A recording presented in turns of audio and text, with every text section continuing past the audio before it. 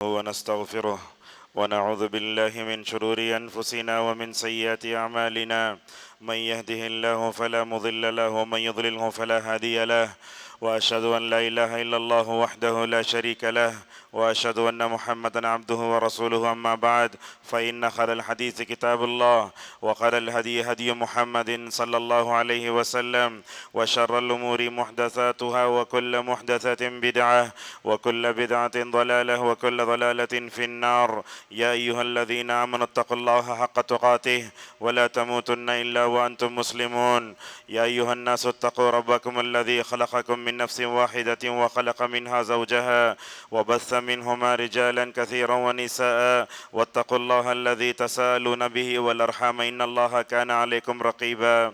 يا أيها الذين آمنوا اتقوا الله وقولوا قولا سديدا يصلح لكم أعمالكم ويغفر لكم ذنوبكم، ومن يطع الله ورسوله فقد فاز فوزا عظيما.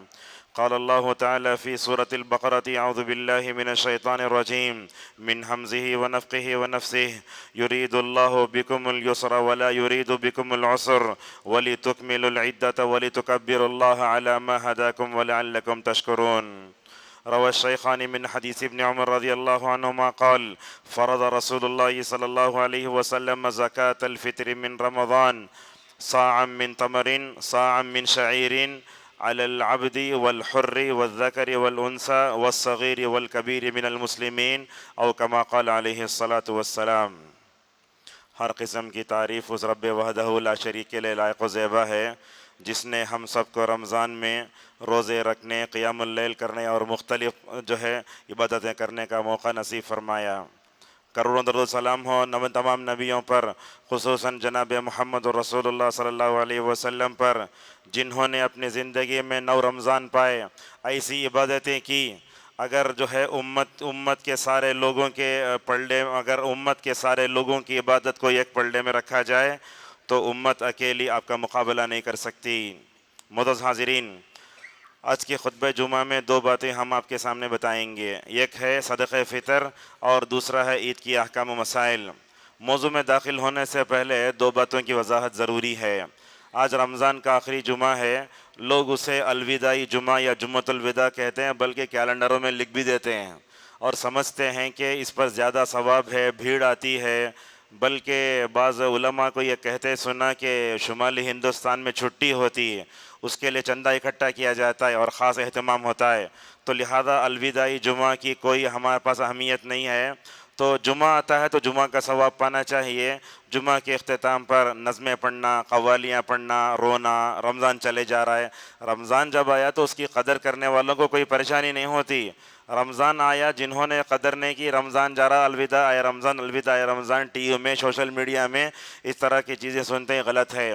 دوسری بات ہم نے جو دیکھی وہ یہ ہے، جب جمعہ کا اذان ہوتی رہتی ہے تو عوام کو دیکھتے ہیں داخل ہونے کے بعد اذان ہوتی تو کھڑے ہو جاتے ہیں۔ یہ صحیح نہیں ہے۔ کیا ہے، جیسے ہی آپ داخل ہوئے، امام کس حالت میں بھی ہو نماز پڑھنا شروع کر دینا، کیونکہ 2 رکعت سنت پڑھنا سنت ہے، خطبہ سننا واجب ہے۔ لہٰذا خطبہ کو سننے کے لیے جلدی 2 رکعت نماز پڑھ کے بیٹھ جانا چاہیے۔ جیسا کہ سلیق الغطفانی رضی اللہ عنہ داخل ہوئے، اللہ کے نبی ممبر پر ہیں، آپ نے کہا: یا سلیق، اذا دخل احدکم المسجد والامام یخطب فلیصلی رکعتین خفیفتین، متفق علیہ۔ آپ نے کہا: سلیق اٹھو، جب تم داخل ہو اور خطیب خطبہ دے رہا ہو، ایسی صورت میں 2 ہلکی نماز پڑھ کے ہی بیٹھنا چاہیے۔ تو جہاں جو لوگ کھڑے ہو کر انتظار کرتے ہیں، ان لوگوں کو چاہیے کہ نماز پڑھ لیں، اور جیسے ہی داخل ہو، کس حالت میں بھی ہو خطیب، 2 رکعت ہلکی نماز پڑھ کے ہی بیٹھنا چاہیے۔ معزز حاضرین، اللہ تبارک و تعالیٰ نے سورۃ البقرہ میں یہ روزے کے بارے میں جہاں احکامات دیے، وہیں اللہ تعالیٰ نے روزوں کے مقاصد کو واضح کرتے ہوئے کہا: یرید اللہ بکم الیسر، اللہ تعالیٰ تمہارے ساتھ آسانی چاہتا ہے، اللہ تعالیٰ تمہارے ساتھ مشکلات نہیں چاہتا ہے۔ گرمی کے زمانے میں روزے آ گئے تو لوگ بولتے اللہ کا کتنا تکلیف میں ڈال رہا ہے. اب تو نہیں آیا، ایک 5 سال تک رمضان جو ہے ٹھنڈی ہی میں آئے گا، اوپر چڑھے گا 10 دن. لہٰذا روزوں کی فرضیت کا مقصد بندوں کو اور مکلفین کو تکلیف میں ڈالنا نہیں ہے، بلکہ اللہ تعالیٰ آسانی پیدا کرنا چاہتا ہے. لہٰذا یہ جو 30 دن گزرے لگتا ہے 3 دن کی طرح گزر گئے. حقیقت یہی ہے. جناب محمد رسول اللہ صلی اللہ علیہ وسلم نے قیامت کی علامت بتائی. آپ نے کہا کہ قیامت کے قریب میں کیا ہوں گے؟ سال مہینوں کی طرح گزریں گے، مہینے ہفتے کی طرح گزریں گے، اور ہفتے دن کی طرح گزریں گے، اور ایک دن سوکھی ہوئی جو چیز جلتی ہے ویسے گزر جائیں گے. لہٰذا علامہ ابن حجر اور قرطبی رحمۃ اللہ علیہ کہتے ہیں، دیکھیں آج سے تقریباً 800 سال پہلے کا زمانہ. انہوں نے کہا کہ ہم نے اپنے زمانے میں وقت سے برکت کو اٹھتے ہوئے دیکھا. اگر آج کے زمانے کو ابن حجر قرطبی دیکھتے تو کیا بولتے؟ اس سے خود معلوم ہوتا ہے. بہرحال جب رمضان آیا تو اللہ نے ہماری آسانی پیدا فرمائی. اتنے روز گزر گئے، اللہ فرماتا ہے وَلِتُكْمِلُ الْعِدَّةَ، تم گنتی کو پورا کرو. روزے 29 ہوں گے یا 30 ہوں گے یہ اللہ جانتا ہے، مگر یہ بات بھی اللہ کی نبی نے بیان فرمائی. کہا اگر مہینہ 29 کا بھی ہو تو انشاءاللہ 30 روزے کے ثواب مکمل طور ملیں گے، جیسے کہ نبی کریم صلی اللہ علیہ وسلم نے خوشخبری دی ہے. اس کے بعد کہا وَلِتُكَبِّرُ اللَّهَ، تم اللہ کی بڑائی بیان کرو. یہاں دیکھیے گنتی پوری کرنا، اللہ کی بڑائی بیان کرنے کا مطلب ہے کہ عید کی جو تکبیرات پڑھتے نا یہاں اشارہ ہے. اور اس کے بعد کہا اللہ تعالیٰ نے مہینے بھر تم کو ہدایت دی، اس بات پر اللہ کا شکر ادا کرو. ایک حدیث میں نے پڑھی، حضرت عبداللہ ابن عمر رضی اللہ عنہما فرماتے ہیں اللہ کی نبی صلی اللہ علیہ وسلم نے صدقۃ الفطر کو فرض قرار دیا ہے. کیا دینا چاہیے؟ اس حدیث میں 2 چیزوں کا ذکر ہے، 1 سا کھجور یا 1 سا جو. کن کن پر فرض ہے؟ اللہ کے نبی صلی اللہ علیہ وسلم نے حدیث میں ان کو گنوایا، غلام پر، آزاد پر، مرد پر، عورت پر، چھوٹے پر، بڑے پر. یہاں تک کہ عثمان رضی اللہ عنہ تو کہتے ہیں کہ اگر عورت کے پیٹ میں بچہ ہے تو تب بھی جو ہے باپ جو ہے اس بچے کی طرف سے نیابت کرتے ہوئے صدقہ فطر نکالے. یہ حضرت عثمان رضی اللہ عنہ کا عمل ہے. معزز حاضرین اور خواتین، اسلام جس طرح رمضان بھر کی ہماری رہنمائی کرتا ہے، رمضان کے اختتام پر صدقہ فطر اور عید گزارنے کے آداب بھی مکمل طور پر ہمیں سکھاتا ہے. لہٰذا گنتی مکمل ہونے جا رہی ہے.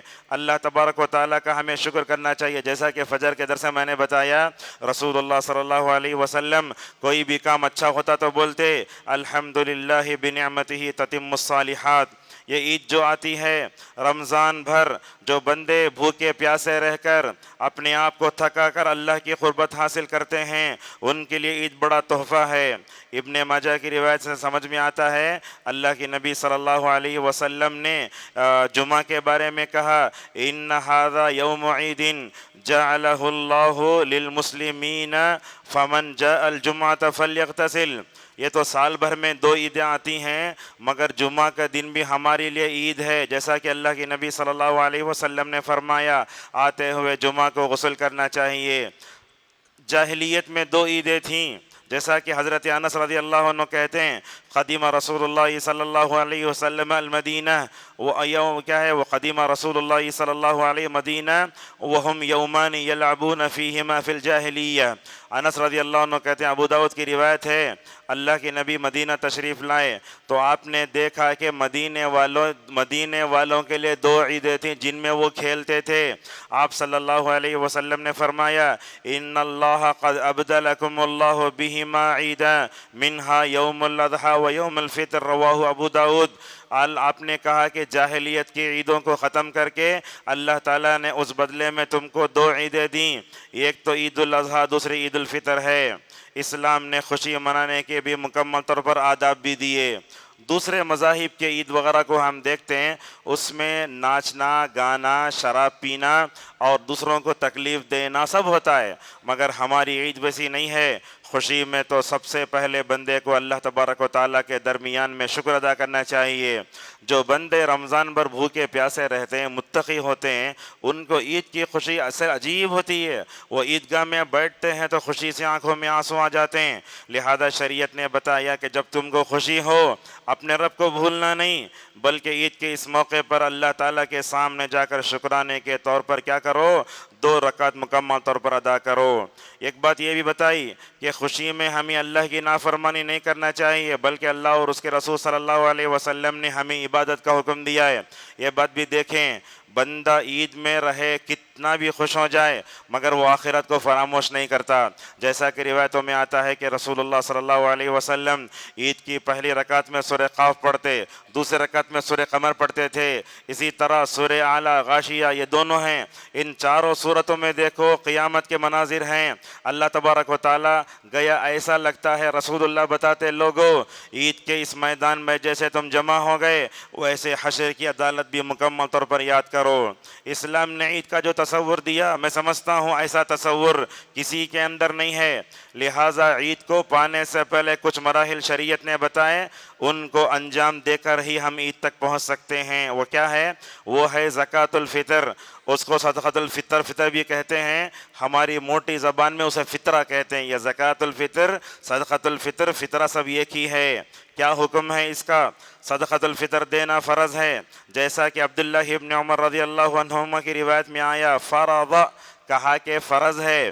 ابن المنذر رحمہ اللہ کہتے ہیں میں نے تمام اہل علم کو یہ فرماتے ہوئے سنا کہ صدقۃ الفطر دینا فرض ہے۔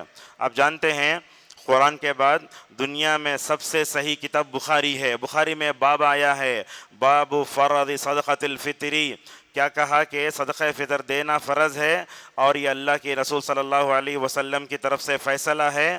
اکثر صحابہ اس کے فرض ہونے کے قائل تھے۔ امام بخاری نے ان تابعین کا نام لکھا ہے، ابو العالیہ، عطا ابن ابی رباح اور خوابوں کی تعبیر بیان کرنے والے ابن سیرین رحمہ اللہ، ان تمام کا کہنا ہے کہ صدقۃ الفطر فرض ہے۔ ان تمام اقوال کو ہم خطبے میں اس لیے بیان کرتے ہیں کہ ہم سلفی دعوت سے تعلق رکھتے ہیں، اور جب تک اسلاف کا نام نہیں آتا اس وقت تک کوئی بھی چیز مکمل اور مدلل نہیں ہوتی۔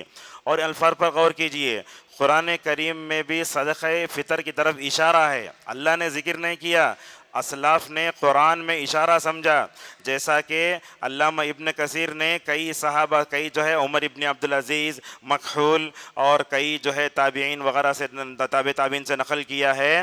اللہ تعالیٰ نے سورہ اعلیٰ کی آخری آیتوں میں صدقہ فطر کی طرف اشارہ بھی کیا ہے۔ میں آپ الفاظ پہ غور کریں، اللہ نے صدقہ الفطر کو ذکر کیا نہیں بول رہا ہوں میں یہ کہہ رہا ہوں کہ صدقہ کی طرف اشارہ کیا ہے، جیسا کہ فرمایا قد افلح من تزکا وذکر اسم ربہ فصلی۔ یہ آیت تو ہم ہر دن سنتے ہیں جمعہ میں اور فطر کی نماز میں پہلی رکعت میں۔ اللہ فرماتا ہے تحقیق کے کامیاب ہو گیا وہ شخص جس نے اپنے نفس کا تزکیہ کیا اور اپنے رب کا ذکر کیا اور نماز پڑھی۔ لہٰذا علامہ ابن کثیر رحمہ اللہ کہتے ہیں قد افلح من تزکا، تزکا سے مراد پاک کرنے کا ایک معنی بھی ہے، صدقہ فطر زکوٰۃ الفطر ہے نا، اس کی طرف بھی اشارہ ہے، لہٰذا پہلے ہم صدقہ فطر اشارہ دیتے ہیں، اللہ نے پہلے اس کو ذکر کیا، اس کے بعد کہا وذکر اسم ربہ، یہ تکبیرات کی طرف اشارہ ہے، پہلے صدقہ فطر دیتے، اس کے بعد جا کے تکبیرات پڑھتے، فصلی، اس کے بعد جا کے نماز پڑھتے ہیں۔ صدقہ فطر کی نوعیت کیا ہونا چاہیے؟ ایک سا کا ذکر آیا احادیث میں، ایک سا کتنا ہوتا ہے اس بارے میں اہل علم کے درمیان میں بہت اختلاف ہے۔ ابو حنیفہ رحمہ اللہ کہتے ہیں 2.25 kg، لیکن محدثین کے نزدیک تقریباً 2.25 kg آتا ہے، 2.5 kg سے بڑھ کر۔ ذرا یہ بات اپنے ذہن میں رکھ لیجئے، جو بھی وزن یہ اللہ اور اس کے رسول ذکر کرتے ہیں تو کم زیادہ ہو جائے کوئی بات نہیں، لیکن کم نہیں ہونا چاہیے، لہٰذا ہر ایک آدمی کی طرف سے 2.5 kg یا 2.25 kg یا 3 kg بھی اگر کوئی آدمی دے دیتا ہے تو کوئی حرج نہیں ہے، جیسا کہ ابن عثیمین رحمہ اللہ نے فرمایا۔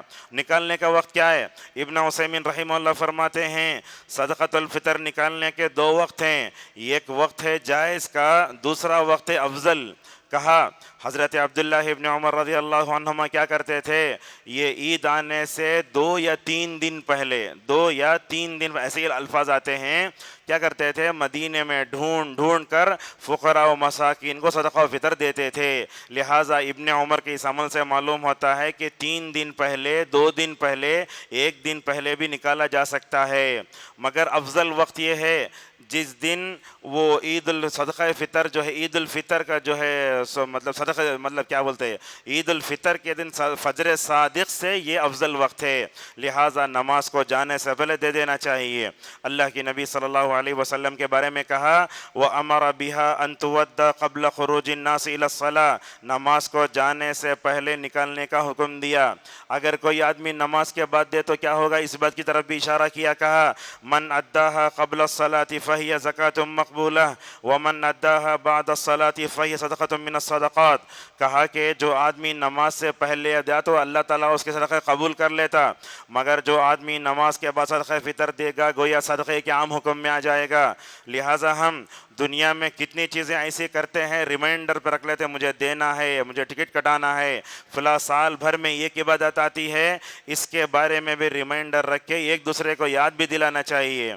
معزز حاضرین، بعض روایتوں میں یہ صدقہ فطر کی مقدار کے بارے میں آدھے سا کی بات آئی، آدھا سا والا تو 1.25 kg، مگر بیہقی رحمہ اللہ کہتے ہیں کہ اس بارے میں جتنی روایتیں ضعیف ہیں، لہٰذا صحیح یہی ہے کہ جو ہے کیا کیا جائے، مطلب 1 سا ہی مکمل طور پر دیا جائے۔ دینا کیا، اناج یا غلہ، اور ہمارے معاشرے میں جو بھی چیز غذا کے طور پر کھائی جا سکتی ہے اسی کو دینا چاہیے۔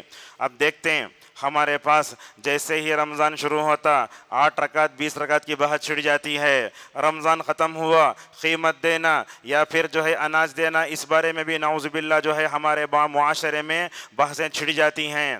بعض لوگ اپنے موقف کو بتانے کے لیے مساجد کے پاس بڑے بڑے بینر لگاتے ہیں، اس میں کتنا صحیح کتنا غلط اہل علم فیصلہ کر سکتے ہیں۔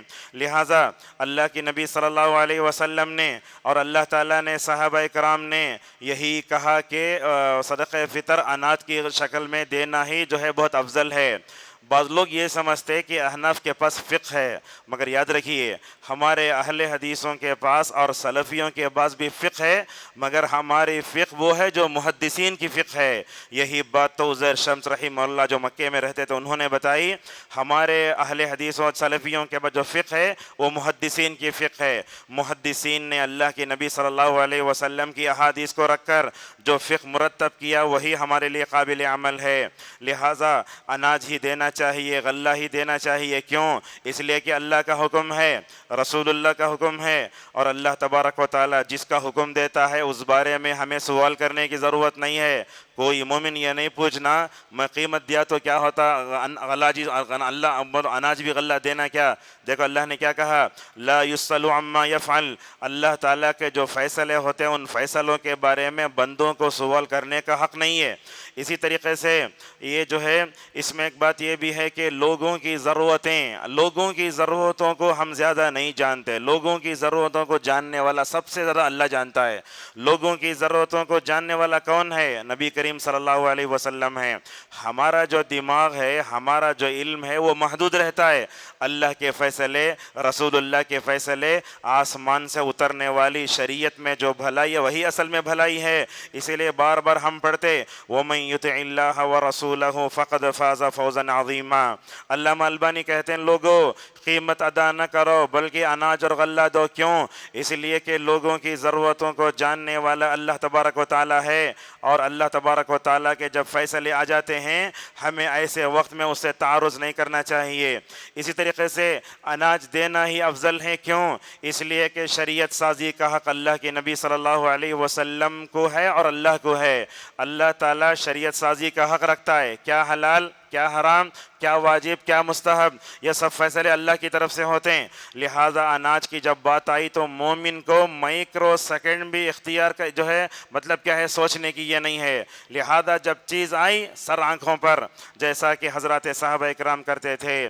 اسی طریقے سے ایک بات یہ بھی ہے، بہت اہم بات ہے جو میں بتانے جا رہا ہوں، یہ غلہ دینا قیمت دینا اس بارے میں یاد رکھیے علماء کو چاہیے کہ وہ عوام کو اپنی ذات سے نہ جوڑیں۔ اتنے دن رہ کر میں نے یہاں درس دیا، لہٰذا میں نے جو باتیں بتائیں اس پر غور کرو، میری شخصیت سے آپ کو جڑنے کی ضرورت نہیں ہے۔ عیسیٰ علیہ السلام کے بارے میں اللہ نے فرمایا عیسیٰ نے کبھی لوگوں سے یہ نہیں کہا کہ تم میری عبادت کرو، عیسیٰ نے تو لوگوں کو اللہ سے جوڑا تھا۔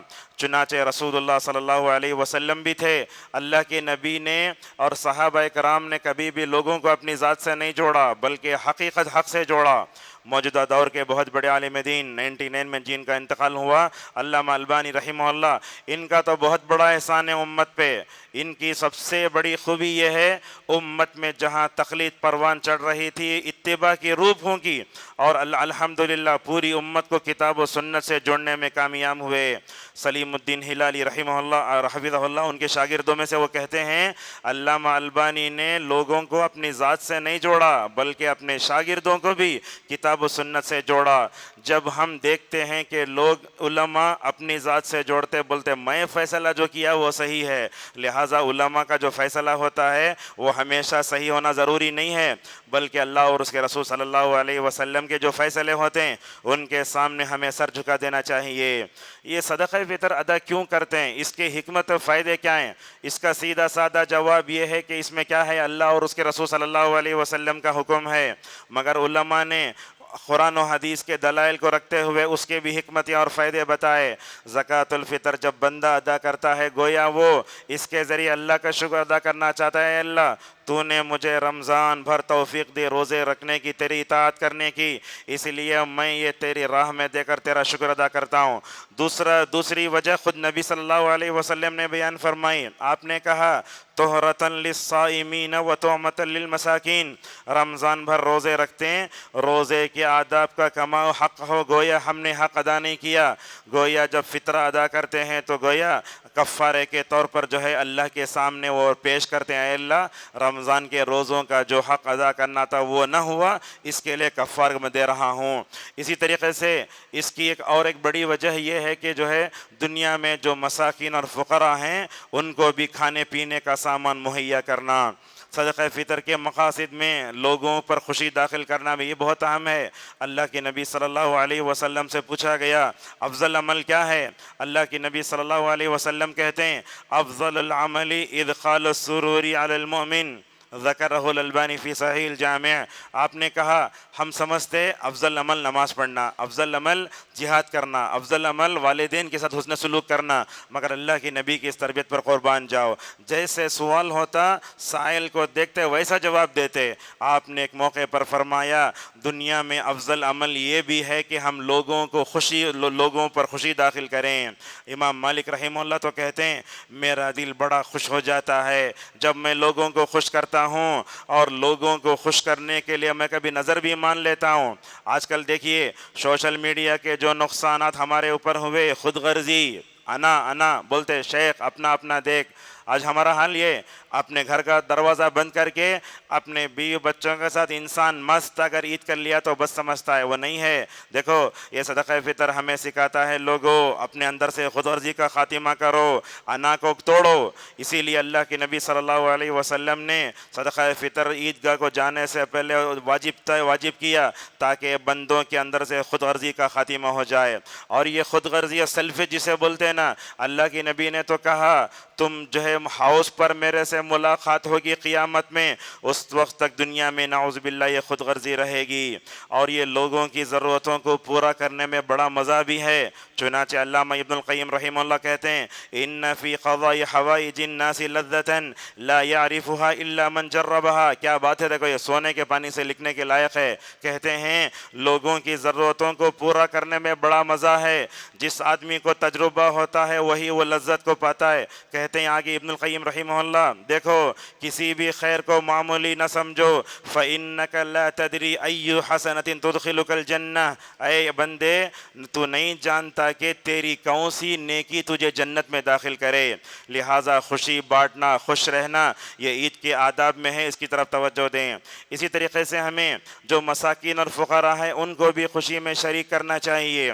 عید کے دن ہمارے گھروں کے بعد جو بھی فقراء و مساکین آتے ہیں اس وقت آپ مسلم کافر کچھ نہ دیکھیں، کوئی بھی آئے تو منہ بھر کے اچھی طرح بات کر کے احسان قولی فعلی بھی ان کو خوب نوازنا چاہیے۔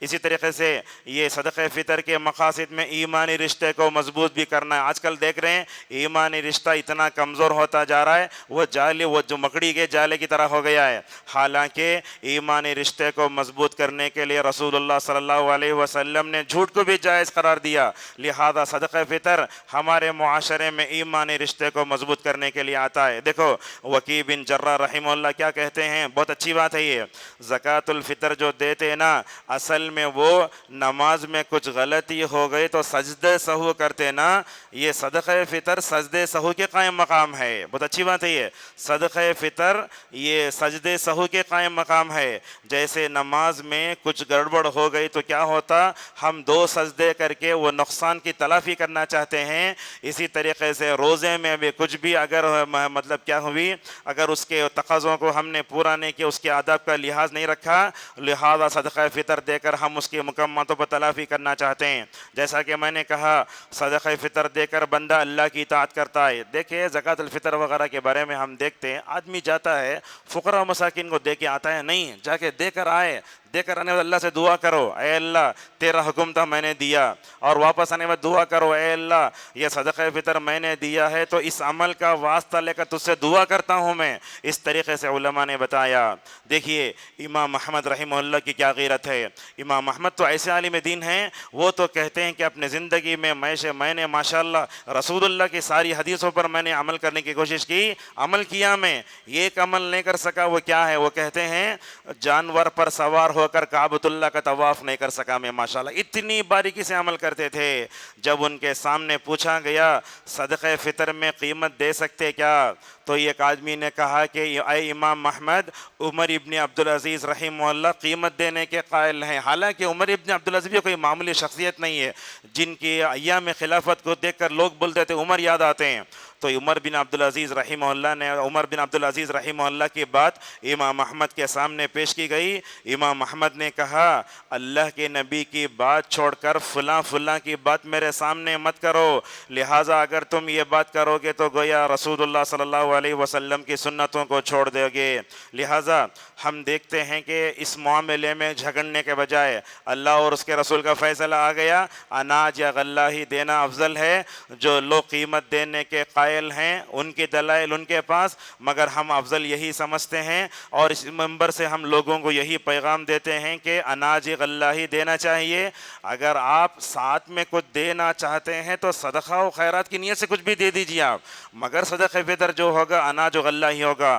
لوگ پوچھیں گے اس بارے میں اتنی شدت برتنے کی ضرورت کیا، یہ شدت نہیں، یہ اتباع ہے، یہ اللہ کی نبی صلی اللہ علیہ وسلم کی سنت کو زندہ کرنا ہے۔ سال بھر میں ایک مرتبہ وہ 2.5 kg اگر کوئی چیز دیں، اس میں بھی اللہ کی نبی صلی اللہ علیہ وسلم کے راستے سے بندہ ہٹے تو کیسے اسے خوشی ہو سکتی ہے۔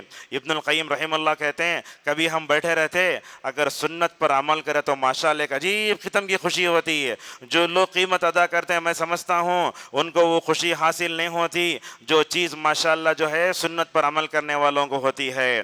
صدقہ فطر کا مال غیر مسلم کو نہیں دیا جا سکتا، اس کا مطلب کیا ہے، اس کا مقصد یہ ہے کہ فقراء و مساکین کو اپنی خوشی میں شریک کریں۔ غیر مسلم کی عید تو ناچ گانے میں اور جو ہے شراب میں ہوتی ہے، ہماری عید ویسے نہیں ہوتی، لہٰذا مسلمان ہی کو دینا چاہیے۔ اور اسی طریقے سے ایک بات یہ بھی آپ کو بتاتا ہوں، اس وقت عید گزارنے کا جو طریقہ اللہ اور اس کے رسول صلی اللہ علیہ وسلم نے ہمیں بتایا اسی پر چلنا چاہیے۔ اب آئیے میں آپ کے سامنے کچھ عید کے آداب بھی بتاتا ہوں۔ اسلام نے ماشاءاللہ ہماری ہر چیز میں رہنمائی کی۔ ابو الدرداء رضی اللہ عنہ تو کہتے ہیں ہوا میں اڑنے والے پرندوں کے بارے میں بھی نبی کریم صلی اللہ علیہ وسلم نے ہمیں علم دیا۔ عید کے آداب کیا ہیں؟ عید کا سب سے پہلا ادب یہ ہے کہ بندے کو علم حاصل کرنا چاہیے۔ ہمارے پاس 2 ہی عیدوں کا تصور ہے، عید الاضحیٰ اور عید الفطر۔ عید میلاد کہاں سے آ گئی، شب برات کہاں سے آ گئی، شب معراج کہاں سے آ گئی، اس طرح کے کیلنڈر چھاپتے ہیں وہ لا کے ہمارے مسجدوں میں لگا لیتے ہیں، لہٰذا عید کا جو لفظ ہے 2 عید کے علاوہ کسی اور کے لیے بولنا نہیں چاہیے۔ اسی طریقے سے ہمیں عید کے مقاصد کو بھی مکمل طور پر جاننا چاہیے۔ عید کا مقصد کیا ہے؟ عید کا مقصد حقیقت میں رمضان میں جو لوگ بھوکے پیاسے ہوتے ہیں ان کے لیے حق ہے یہ، ورنہ تو رمضان کے جو تقاضے پورے نہیں کرتا۔ جس کا رمضان غیر رمضان برابر ہو، وہ اگرچہ نئے کپڑے پہن کر عیدگاہ میں آتا ہے مگر اسے وہ خوشی نہیں ہوتی جو خوشی بھوکے پیاسے مسلمانوں کو ہوتی ہے۔ عید کے آداب میں تیسرا ادب یہ ہے ہماری عید اور تہوار غیر مسلموں کے مشابہ نہیں ہونا چاہیے۔ جیسے میں نے کہا دشمنان اسلام امت مسلمہ کو رب سے دور کرنا چاہتے ہیں، نئی فلم برابر عید کے دن ریلیز ہوتی ہے، ہمارے لوگ بھی 1 مہینہ تک نیک بننے کی ایکٹنگ کرتے رہتے اور سب سے پہلا حملہ تقوی پر عید کے دن ہی نعوذ باللہ ہوتا ہے۔ لہٰذا غیر مسلموں کی عید سے ہماری عید الگ ہونا چاہیے۔ لہٰذا دیکھتے ہندوستان میں 85% غیر مسلم ہیں، 15% مسلمان ہیں۔ ہماری عیدوں پر غیر مسلموں کی عیدوں کا پورا اثر ہے۔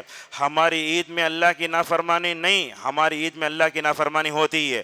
عید کے دن ہم ظہر کی نماز بھی نہیں پڑھتے، عصر مغرب عشاء نہیں پڑھتے، تو بالآخر کیسے رمضان بھر اللہ تعالیٰ کو جو ہے خوش کرنے کا مقصد کیا ہے؟ لہٰذا عید ویسے گزارے جیسے اللہ نے حکم دیا، عید ویسے گزاریے جیسے رسول اکرم صلی اللہ علیہ وسلم کہتے ہیں۔ اگر اللہ اور اس کے رسول کی بات مان کر اگر عید گزارے، عید کی صحیح روح تک پہنچ سکتے ہیں ہم، ورنہ غیر مسلموں کے درمیان میں رہ کر ان کی عیدوں کو لے کر اگر ہم متاثر ہو گئے، میں سمجھتا ہوں عید کی حقیقی خوشی حاصل نہیں ہو سکتی۔ ماشاءاللہ مدینے میں مجھے تقریباً 5 عید کرنے کا موقع ملا، لیکن جو عیدوں کا جو تصور، عید میں جو خوشی وہ وہاں نظر آتی، آپ کو دوسرے ممالک میں نظر نہیں آ سکتی۔ اسی طریقے سے عید کے آداب میں، عید میں جو ہے سنجیدگی اور متانت ہونا چاہیے۔ رمضان میں لوگ بڑے شریف بن جاتے، رمضان کے بعد وہ چلر پنا، چھچورا پن، وہ گالیاں، وہ ٹک ٹاک، وہ سب نعوذ باللہ آتا ہے۔ ایک مسلمان کو دیکھتے رمضان میں کیسے سنجیدہ رہتا ہے، اوپر سے نیچے تک اللہ کی خاطر بھوکا پیاسا رہنے والا، اخلاق رذیلہ سے اپنے آپ کو روکنے والا۔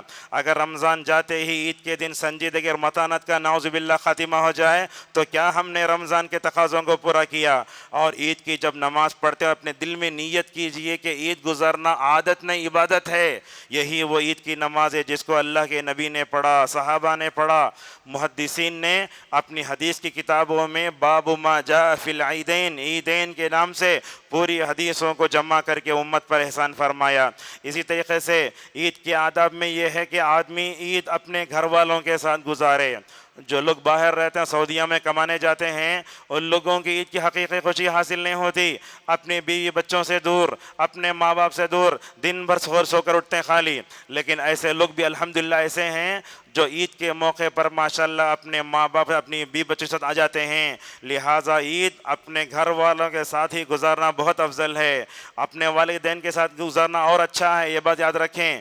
عید کے آداب میں ایک ادب یہ ہے، ہم نے ماہ رمضان میں اللہ کی اطاعت کا جو مزہ چکا، اس کو عید کے دن اللہ کی نافرمانی کر کے اس کو جو ہے مقدر نہیں کرنا چاہیے۔ عید کے دن خوش رہنا بھی بہت اچھا ہے۔ دیکھیں یاد رکھیے، خوش رہیے، دوسروں کو خوشی بانٹیے اور خوش رہنے والوں کو دعا دیجیے۔ ایک دن حضرت عمر رضی اللہ عنہ جو ہے بولتے ہیں، آج تو جا کر میں اللہ کے نبی صلی اللہ علیہ وسلم کو ضرور ہنساؤں گا۔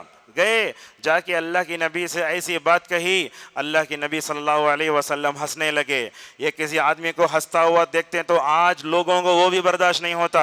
اگر کسی آدمی کو ہنستے ہوئے دیکھے یہ دعا دو، اضحک اللہ سنک، اللہ تعالیٰ تمہارے جو ہے دانتوں کو ہمیشہ ہنستا رکھے۔ لہٰذا خوش رہنا، خوشی بانٹنا یہ عید کا موقع ہے۔ لہٰذا یہ عید کے موقع پر سارے لوگ جمع ہو جاتے ہیں، شیطان بھی اس کا پورا فائدہ اٹھا کر لڑائی ڈالنا شروع کر دیتا ہے، چھوٹی چھوٹی باتوں پر لڑائی ہو جاتی ہے۔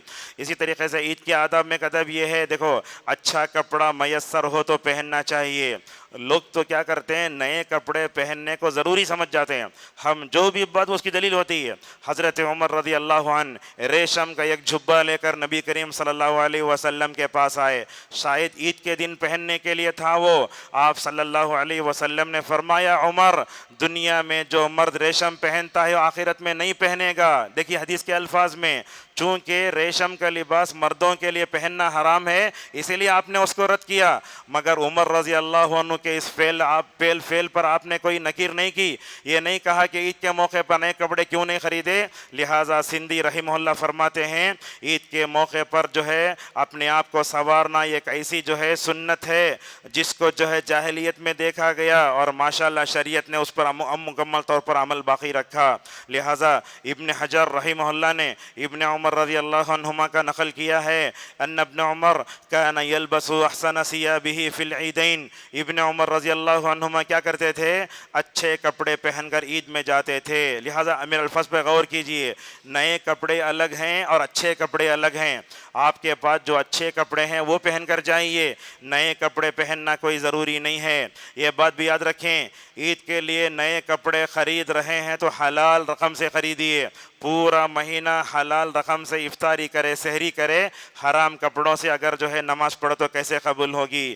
اسی طریقے سے عید کے اس موقع پر اپنے گھر والوں کے لیے جوڑے بنانا، یہ بھی بہت اچھی بات ہے۔ پوچھیں گے دلیل کیا ہے؟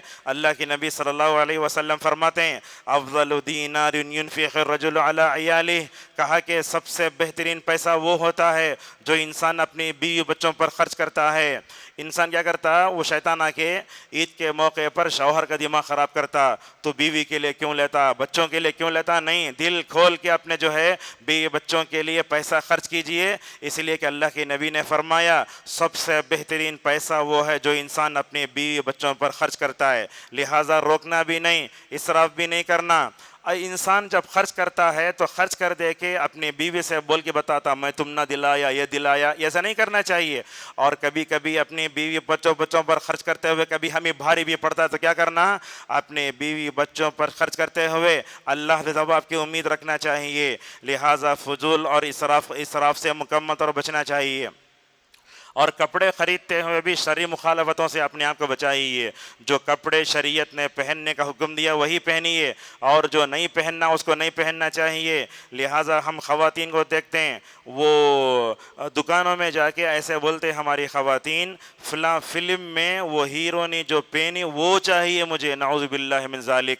اللہ تعالیٰ کی اطاعت کرنے کے لیے ننگے ناچنے والوں کا لباس پہن کر رکوع سجدہ کریں گے تو اللہ کو وعدہ پسند آئے گی کیا؟ لہذا سوچنا چاہیے۔ نوجوانوں کو بھی دیکھتے ہیں ہیرو جو لباس پہنتا ویسے ایکٹنگ کرنے کی کوشش کرتے ہیں۔ لہذا یاد رکھو اسلام کی جو تعلیم ہے اس پر فخر کرو، مغربی تہذیب کے پیچھے مت بھاگو۔ اسی لیے علامہ اقبال نے کہا یورپ کی غلامی پہ رضامند ہوا تو، مجھ کو تو گلہ تجھ سے ہے یورپ سے نہیں ہے۔ اسی طریقے سے ایک بات یہ بھی ہے، جن ماں باپ کے پاس لباس خریدنے کے لیے پیسے نہیں ہیں ان کو تو قناعت پسندی کا جو ہے مظاہرہ کرنا چاہیے۔ میں سمجھتا ہوں ایسا کوئی گھر نہیں ہے جہاں گھروں میں نئے کپڑے یا اچھے کپڑے خریدے نہ جاتے ہوں، بلکہ اللہ تعالیٰ نے مسلمانوں کو الحمدللہ اتنا خوشحال بنایا ہے کہ وہ عید کے لیے الحمدللہ کئی محنت تیاری کرتے رہتے ہیں۔ عید منانے کے آداب میں ایک چیز دیکھتے ہیں، جیسے عید کا چاند نظر آیا بعض لوگ دیتے ہیں لیلۃ الجائزہ، وہ کیا بولے تو انعام کی رات، کچھ نہیں ہے۔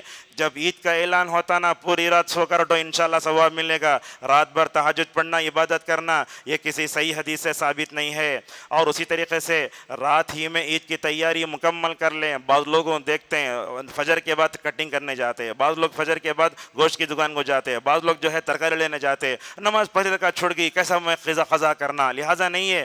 لہٰذا ضرورت ہے رات ہی میں مکمل کر لو۔ اگر صبح اٹھ کر کرو گے تو کیا ہوگا؟ بھیڑ رہے گی اور اس کے بعد نعوذ باللہ پھر جو ہے ہماری رکعتیں متاثر ہوں گی۔ اور ایک بات بھی ہے، عید کے موقع پر اپنے گھر والوں کو خوش رکھنا بھی چاہیے۔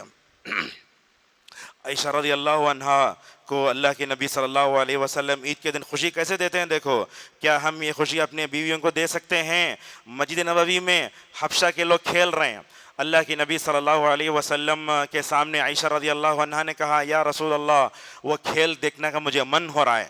کون؟ اللہ کے نبی صلی اللہ علیہ وسلم فرماتے ہیں تو حضرت محمد صلی اللہ علیہ وسلم کیسا وقت دے رہے اپنی بیویوں کے لیے عید کے دن؟ آپ کھڑے ہو گئے، عائشہ کو بلا کے پیچھے کھڑا لیا، کہتے ہیں عائشہ رضی اللہ عنہا رسول اللہ صلی اللہ علیہ وسلم کا جو کندھا تھا میرے ٹھڈی کو لگ رہا تھا، میں پیچھے سے جھانک کر جو ہے وہ حبشیوں کا کھیل دیکھ کر دل بہلا رہی تھی۔ اللہ کے نبی بہت دیر تک کھڑے رہے اپنے بیوی کے لیے، بار بار پلٹ کے پوچھتے عائشہ کیا تمہارا دل بہل گیا؟ عائشہ کہتی نہیں یا رسول اللہ۔ تو اس طریقے سے ہمیں اپنے بیوی بچوں کے لیے بھی خوشی کا ماحول پیدا کرنا چاہیے، اور اسی طریقے سے عید کے موقع پر لڑائی اور اس کی طرف لے جانے والے اسباب سے بھی دور رہنا چاہیے۔ اور عید کے دن بچوں کو مارنا، بیوی کو مارنا، اس طرح کی جو چیزیں ہوتی ہیں وہ شیطان کی طرف سے ہوتی ہیں۔ اور عید کی نماز میں مسبوق بھی نہیں ہونا چاہیے۔ بعض لوگوں دیکھتے ہیں، جیسے میں نے کہا دیر سے آتے ہیں، تو لہٰذا عید کی نماز جب کھڑی ہوتی ہے تو سارے لوگوں کو وقت سے پہلے چلے جانا چاہیے، اور جو وقت ہوتا ہے اس وقت میں اگر 5-10 منٹ اگر مطلب آنے والوں کا اگر انتظام کر لے تو بہت اچھا ہے۔ اور عید کے دن مکمل طور پر نظم و نسق سے جائیں، ایک راستے سے جانا دوسرے راستے سے آنا، اس میں کیا حکمت ہے؟ علامہ ابن حجر رحمہ اللہ کہتے ہیں ایک راستے سے جاتے ہیں دوسرے راستے سے آتے ہیں، امت مسلمہ اپنی طاقت کا مظاہرہ کرتی، دیکھو ہم کیسے ہیں۔ اور یہ بھی بتایا گیا جن راستوں سے آپ جاتے ہیں آتے ہیں یہی راستے قیامت کے دن بندوں کے حق میں مکمل طور پر گواہی دیں گے۔ اور اس میں صلہ رحمی بھی کریں، ٹوٹے ہوئے دلوں کو جوڑنے کی کوشش کریں۔ آپ جانتے ہیں ایک چیز شیشہ ہوتا ہے، وہ ٹوٹ گیا تو کوئی مسئلہ نہیں ہے، مگر دل ٹوٹتا ہے تو بڑا خطرناک ہوتا ہے۔ اسی لیے حفیظ میرٹھی کہتے ہیں شیشہ ٹوٹے غل مت جائے، دل ٹوٹے آواز نہ آئے۔ لہٰذا اپنی نگاہوں کی حفاظت کریں، بہت اہم ہے۔ اس کے دن خصوصاً عید کے دن سفیان ثوری رحمہ اللہ کے بارے میں آتا ہے جب عید کے دن جاتے اپنا انگوٹھا ایسا کر لیتے، اسی کو دیکھتے ہوئے جب دیکھتے واپس آتے، ان کی بیوی نے کہا ایسے لگتا ہے کہ آپ نے اپنی نگاہوں کا غلط استعمال کیا ہے، تو سفیان ثوری رحمہ اللہ فرماتے دیکھو میری بیوی جب میں گیا تو اپنا انگوٹھا ایسا کیا، اس کو دیکھتے ہو گئے سو واپس آیا۔ لہٰذا اس دن جو ہے ہم جاتے ہیں، چونکہ خواتین بھی اس وقت آتی ہیں، لہٰذا نگاہوں کی حفاظت بہت ضروری ہے۔ الحمدللہ سلفی عیدگاہوں کی خوبی یہ ہے یہاں مرد آتے ہیں تو عورتیں بھی آتی ہیں۔ دوسرے مسلک میں دیکھیں عورتیں رمضان بھر محنت کرتی ہیں مگر خوشی سے ان کو محروم کر دیتے ہیں۔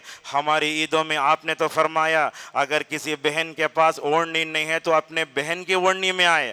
حیض و نفاس ہے تب بھی اسلام نے عورتوں کے جذبات کا کتنا لحاظ رکھا کہ وہ آئیں نماز نہ پڑھیں مگر خوشی میں مکمل طور پر شریک رہیں۔ لہٰذا خواتین سے ہم کہنا چاہیں گے عید کی نماز کو آگائیں، خوشبو نہ لگائیں، پھول نہ لگائیں، بلکہ جو ہے عیدگاہ کے آنے کے جو آداب ہیں اس کا لحاظ رکھیں۔ بعض عورتوں کو ہم دیکھتے ہیں کہ وہ پازیب پہن کے آ جاتے ہیں، یہ بھی ان کے لیے مناسب نہیں ہے۔ اور اسی طریقے سے عیدی بھی دینا چاہیے خوشی میں، اس کے لیے شریعت میں کوئی دلیل نہیں ہے۔ یاد رکھیے ایک ہوتی عبادت دوسری ہے عادت، لہٰذا عیدی دینے کا تعلق عادات سے ہے۔ اور عید میں مصافحہ معانقہ کرنا کیا ہے؟ بعض اہل حدیث عیدگاہوں میں زور سے اعلان ہوتا خالی تقبل اللہ منا ومنکم پڑھو، مصافحہ معانقہ مت کرو، یہ بات صحیح نہیں ہے۔ دیکھو امام احمد رحمہ اللہ سے پوچھا گیا کیا آپ عید کے دن مبارکبادی دیں گے، کیا مصافحہ معانقہ کریں گے کیا؟ انہوں نے تو کہا میں شروع نہیں کرتا، اگر کوئی آدمی اگر میرے سے مصافحہ معانقہ کرتا ہے تو میں اس کو رد بھی نہیں کرتا۔ لہٰذا ابن عثیمین اور ہماری جماعت کے مشہور عالم دین پاکستان کے صلاح الدین یوسف رحمہ اللہ نے فرمایا عید کے دن مصافحہ معانقہ کرنا یہ عادات سے ہے، جیسے آپ دولہا سے ملتے نا نکاح ہونے کے بعد، لہٰذا عید میں بھی اگر مصافحہ معانقہ کر لینے میں انشاءاللہ کوئی حرج نہیں ہے۔ لہذا مسائل میں پڑھ کر بحث و مباحثہ کر کے اس میں جو ہے نہیں ہونا چاہیے۔ اور اسی طریقے سے عید کی نماز میں رفع دین کرنا ہے یا نہ کرنا یہ بھی بڑا مختلفی مسئلہ ہے۔ لوگوں کو ہم دیکھتے ہیں کہ وہ پیچھے کھڑے ہو کر امام کو فالو کرتا ہے، انہوں رفع دین کرتے نہیں کرتے، نماز ختم ہوتے ہی آ کے جو ہے بلی چوبے کو پکڑتے، وہ بات نہیں ہے۔ دیکھو عبداللہ ابن عمر رضی اللہ عنہما کرتے تھے بلکہ ذکر کیا ہے، مگر علامہ البانی کہتے ہیں عید کے موقع پر جو ہے تکبیرات کہتے ہوئے ہاتھ کو نہ اٹھانا ہی بہتر ہے۔ کیوں؟ اس لیے کہ میں نے ابن القیم رحمہ اللہ کی بات کو دیکھا کہ ابن عمر رضی اللہ عنہما عید کے موقع پر رفع دین کرتے تھے۔ میں نے 13-14 سال تک اس معاملے میں تحقیق کی، مجھے یہ سمجھ میں آیا کہ رفع دین نہ کرنا بہتر ہے۔ اگر آپ کر لیں کوئی حرج نہیں، نہ کرنے والا بھی کوئی حرج نہیں، لہٰذا ان تمام معاملات میں نہیں پڑنا چاہیے۔ اسی طریقے سے عید کے اس موقع پر اجتماعی طور پر کھانا کھانا چاہیے۔ علامہ ابن حجر ابن تیمیہ رحمۃ اللہ علیہ کہتے ہیں ہماری یہ روایت رہی ہے عید کے موقع پر سب مل کر کھانا کھانا، یہ ماں باپ کے ساتھ اپنے بیوی بچوں کے ساتھ مکمل طور پر کھانا چاہیے۔ اس موقع پر 1-2-3 باتیں بتا کر اپنی بات کو ختم کر لیتے ہیں۔ رمضان کا ماشاءاللہ یہ اچھا موقع ہمارے لیے گزرا تو سب سے بڑا ہمارے اوپر اللہ کا احسان ہے، اس کے بعد ماشاءاللہ مسجد کی کمیٹیوں کا بھی مکمل طور پر ہمارے اوپر احسان ہے۔ اور اسی طریقے سے ہم دیکھتے ہیں ہمارے لیے اور ایک بڑا احسان جو تھا وہ ہماری خواتین کا تھا، جو رمضان میں آخری وقت تک کچن میں رہتی، سب کے لیے ماشاءاللہ مطلب چیزیں فراہم کر کے سب سے آخری میں آتی۔ اس موقع پر ہمیں ان کے حق میں بھی مکمل طور پر دعا کرنا چاہیے۔ اللہ تبارک و تعالی ہمارے روزوں قبول فرمائے، اللہ تعالی ہمارے قیام کو قبول فرمائے۔ اے اللہ، رمضان میں جیسے تو نے ہمیں جو ہے اطاعت کا موقع دیا، رمضان کے بعد بھی تیری اطاعت کرنے کے اللہ ہم سب کو توفیق عطا فرمائے۔ اللہ تعالیٰ مسجد کے ذمہ داروں کو بھی جزائے خیر عطا فرمائے، جن حفاظ نے تراویح پڑھائی اللہ تعالیٰ ان کو بھی جزائے خیر دے، اور جن علماء نے محنتیں کی اللہ تعالیٰ تمام علماء کی خدمات کو قبول فرمائے، اور اللہ تعالیٰ امت کے خواتین میں جنہوں نے سحری اور افطار کے انتظامات کیے اللہ تبارک و تعالیٰ ان کے خدمات کو قبول فرمائے۔ اللہ تعالیٰ ہمیں رمضان کے 2-3 بقیہ ہیں، اللہ تعالیٰ اس کو امن و سلامتی کے ساتھ گزارنے توفیق عطا فرمائے۔ اللہ تعالیٰ ہمیں صدقہ فطر اللہ اور اس کے رسول کے بتائے ہوئے طریقے مطابق گزارنے توفیق عطا فرمائے، اور جو عید کے آداب بتائے گئے ہیں اللہ تعالیٰ ہم سب کو ان کی رعایت کرنے توفیق عطا فرمائے۔ آمین۔ وآخر دعوانا الحمد للہ رب العالمین۔